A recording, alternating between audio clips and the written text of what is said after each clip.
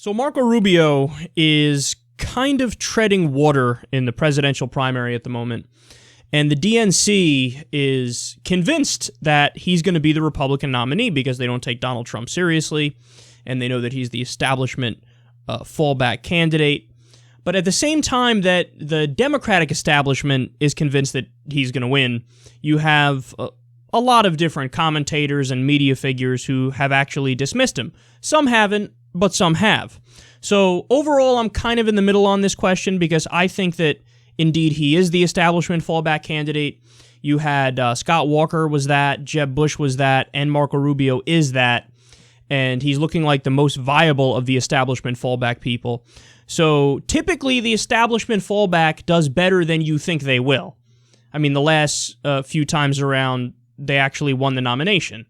Talking, of course, about John McCain in 2008 and Mitt Romney after that. So they don't do well early on, and the Republican Party usually takes turns picking out one maniac and then another maniac and then another maniac.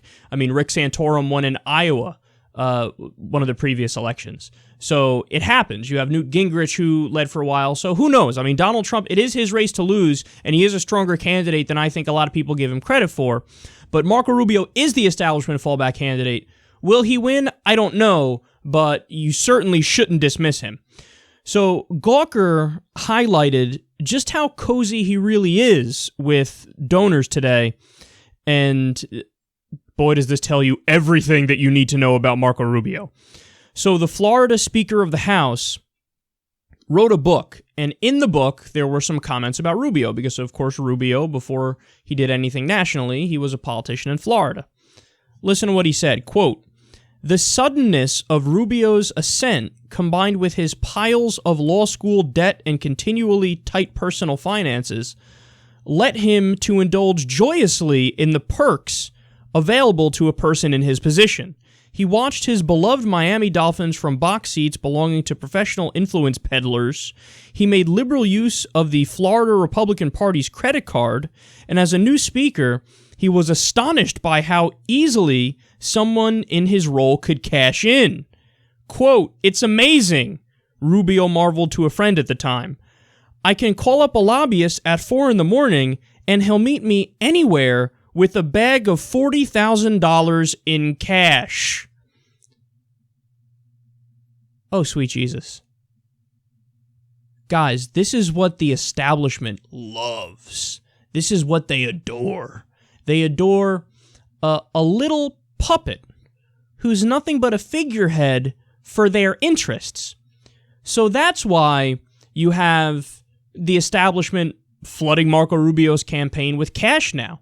That's why you see that his grassroots support isn't really that strong, but his big money support is tremendous because they know that he's going to represent them. They know that he's cheap. They know that effectively he's a corporate whore. And we've told this story before on the show, but Sheldon Adelson backs Marco Rubio. He's, of course, a big money Republican donor.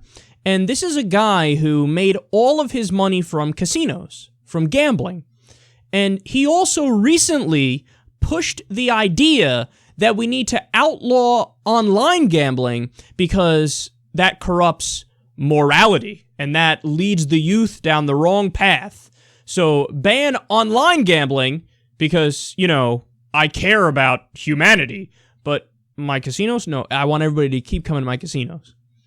So, I mean, it was just, it's a sham what they're doing here. Obviously, he's trying to crush the competition and give himself a monopoly, and he used politicians to do that. Who led the charge on this front? Marco Rubio. So, again, I mean, if you think Marco Rubio is anything but a total sellout, just a lover of lobbyists and the corporate system, you're crazy. Or you're ignorant. You just don't know enough about Marco Rubio. The more you learn about Marco Rubio, the more you realize that facade, that act, the shell of a human being, politician, sleazy way of talking that he does. That's what he is, man. It's not just like, oh, whatever, it's a guy who just talks like that, and that's just who he is and how he functions. No, it's it's on purpose. You know, he's going through the motions and doing the proper steps to play that standard role of the classic politician, because playing that classic politician role gets him a lot of friends with a lot of power and a lot of influence. And he wants to cozy up next to them, get $40,000 in cash in the middle of the night from one of them, and screw over the American people, all the while he's pretending to care about the American people and pretending to represent them.